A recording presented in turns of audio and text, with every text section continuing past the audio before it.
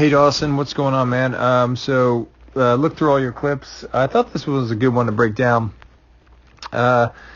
It shows a couple things I think that we can continue to chip away on. But overall, I love the progress you've made. The flow and the adjustments you made mechanically with the lower body and upper body really stand out. So here's just a couple areas to be conscious of, minor tweaks, but things to keep focusing on.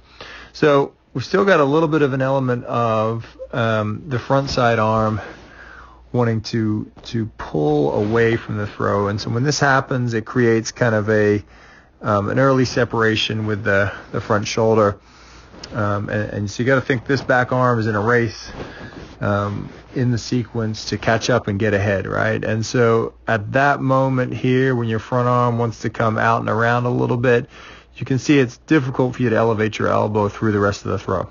So still got to continue to work on keeping this front arm a little closer to center of mass, right? So we're going to keep that hand back inside a little bit, okay? And then that's going to help keep your shoulder closed, so we don't get this chest press. And the next thing I want you to focus on is just elevating your elbow and ball a little bit higher through the rest of the delivery.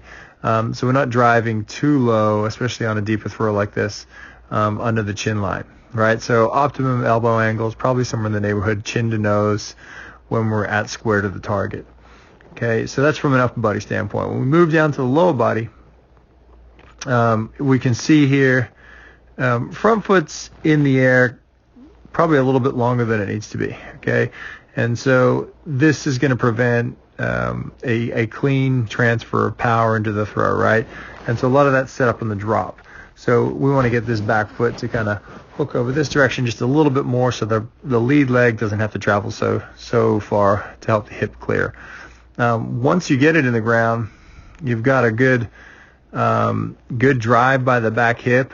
But you can see here there's still a little bit of an emphasis to drive upward through the throw and fire your quad pretty aggressively, which brings your back toe off the ground, right? And so we want to ensure that the back toe stays in contact with the ground all the way through release and preferably after. So I see you do a good job of correcting that, but you can still see here there's this squeeze, this upward squeeze with your lower body.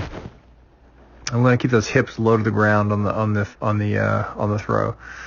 Finish position looks fantastic. So really all we're talking about is being a little bit more disciplined with the front side arm. Work your drop away from the target line and then get that lead leg in the ground more aggressively and then stay down through the throw. Don't come up.